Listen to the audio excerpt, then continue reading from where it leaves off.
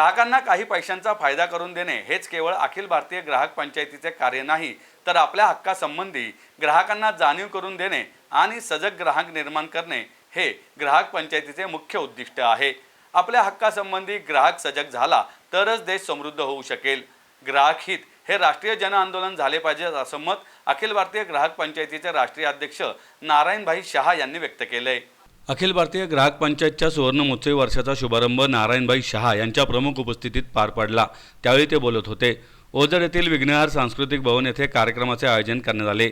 अखिल भारतीय ग्राहक पंचायतचे राष्ट्रीय उपाध्यक्ष सूर्यकांत पाठक, राष्ट्रीय सचिव अरुण देशपांडे, सुहास काने, विजय सागर, जयंतीभाई कथोरिया, गजानन पांडे, मध्य महाराष्ट्र प्रांत प्रमुख बाळासाहेब आवटी, धनंजय गायकवाड आदी यावेळी उपस्थित होते। अखिल भारतीय ग्राहक पंचायतीचे संस्थापक उपाध्यक्ष सूर्यकांत पाठक आणि सुहास काने यांच्या यावेळी विशेष सत्कार करण्यात आला। विघ्नहर देवस्थान ट्रस्टचे माजी अध्यक्ष जगन्नाथ कवडे, उद्योजक संतोष चव्हाण आणि भालचंद्र बाळसराफ यांचा सत्कार यावेळी करण्यात आला। अखिल भारतीय ग्राहक पंचायतीच्या ग्राहक बिंदू या स्मरणिकेचे आणि संदीप जंगम लिखित संवाद शास्त्र या पुस्तकाचे यावेळी प्रकाशन करण्यात आले। तसेच अखिल भारतीय ग्राहक पंचायतीच्या मध्य महाराष्ट्र प्रांताच्या वेबसाईटचे उद्घाटनही यावेळी करण्यात आले। सर्वाधिक ऑनलाईन सदस्य नोंदणी करणाऱ्या पुणे जिल्हा प्रांताचे यावेळी सत्कार करण्यात आला। कार्यक्रमापूर्वी ग्राहक दिंडी देखील काढण्यात आली। नारायणभाई शहा म्हणाले, ग्राहक पंचायतीचा जन्म हा वेदनेतून झाला आहे।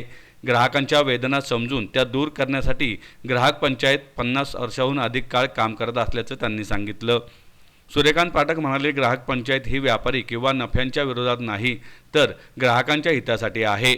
अरुण देशपांडे म्हणाले, ग्राहक तीर्थ बिंदू माधव जोशी यांच्या कार्य संस्कृतीनुसार ग्राहक पंचायतीचे कार्य सुरू आहे। बाळासाहेब आवटी म्हणाले, उत्पादनामध्ये विपुलता, वितरणामध्ये समानता आणि उपभोगामध्ये संयम हा बिंदू माधव जोशी यांनी दिलेला विचार आजही ग्राहक पंचायत समाजाच्या तळागाळामध्ये पोहोचत आहे। अखिल भारतीय ग्राहक पंचायत की जो रचना है, स्थापना है, उसकी जो पूर्व भूमिका है वो है वेदना।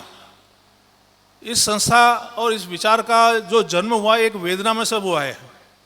जो हमारे मन में एक वेदना है त्रस्त लोगों के लिए, पीड़ित लोगों के लिए, जो वेदना है उसके कारण हम रह नहीं पाते हैं और ये काम हम निरंतर 50 वर्ष से कर रहे हैं।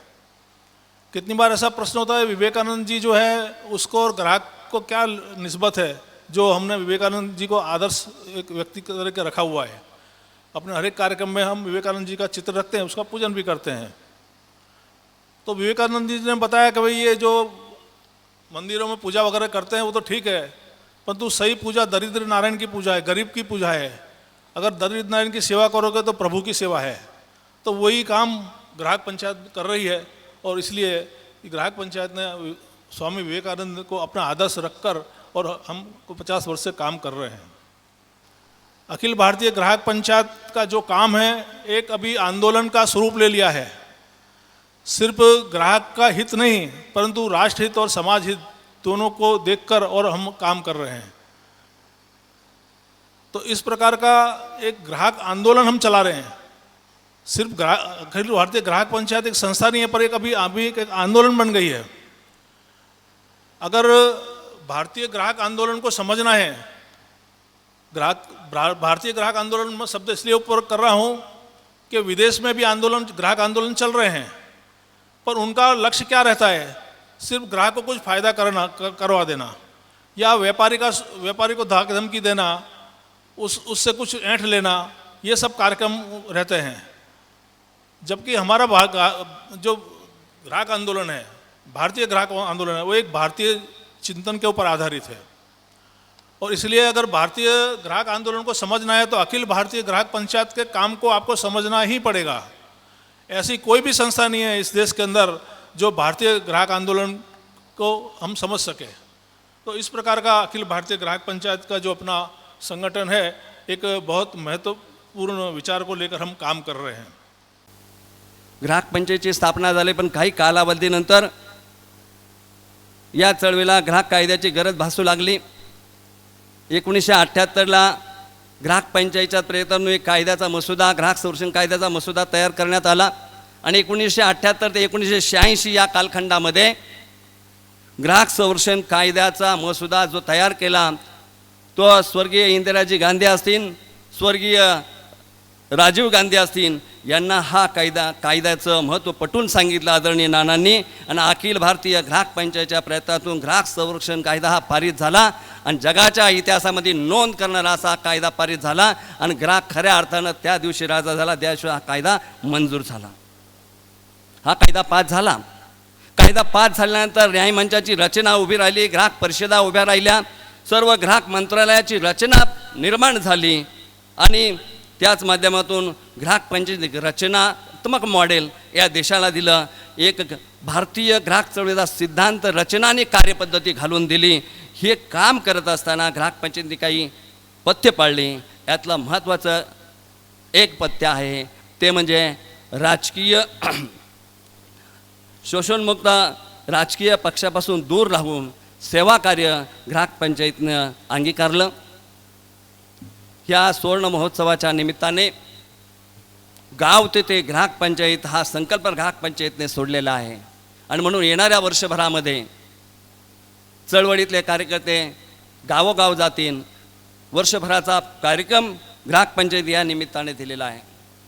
आपणा सर्वांना वाटत असेल ग्राहक पंचायत म्हणजे तेल तूप स्वस्त इतकी मर्यादित चळवळ नाही, ही देशव्यापी चळवळ आहे. उत्पादनात वाढ, वितरणात समानता आणि उपभोगावर संयम ही त्रिसूत्री ग्राहक पंचायतने मांडली आणि म्हणून नीतिमूल्ये, देशाची बांधिलकी, स्वदेशीचा वापर ही ग्राहक पंचायतने अंगीकारलेलं एक तत्त्व आहे आणि ती तत्त्व ग्राहक पंचायत प्रत्यक्ष कृतीतून अंमलात आज रोजीला आणत आहे.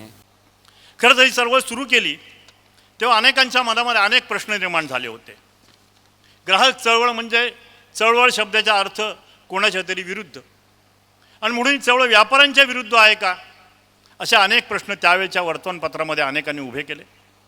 पण ही चळवळ कोणाच्या विरुद्ध नाही, ती उचित व्यापाराची पुरस्कृती आहे, अनुचित व्यापाराच्या विरुद्ध आहे असं म्हणणं त्यावेळच्या कार्यकर्त्यांनी अनेकांच्या समोर मांडलं, अनेकांचे गैरसमज दूर केले. दुसरा गैरसमज असा होता की चळवळ नफ्याच्या विरुद्ध आहे, व्यापारी नफा घेतात ते नफ्याच्या विरुद्ध आहे. परंतु ही चळवळ नफ्याच्या विरुद्ध नव्हती, तर नफेखोरी विरुद्ध होती. अनेकांना वाटलं की ग्राहक चळवळ म्हणजे वस्तू आणि सेवा स्वस्त देणारी चळवळ, परंतु तेही लोकांचा गैरसमज होता. ग्राहक पंचायतीने त्यांच्या मनातला गैरसमज काढला. ही चळवळ स्वस्त मिळण्यासाठी नसून उचित भाव मिळाला पाहिजे, त्याचबरोबर उत्पादन मूल्यावरती आधारित त्याचं मूल्य ठरलं पाहिजे, यासाठी आग्रही आहे.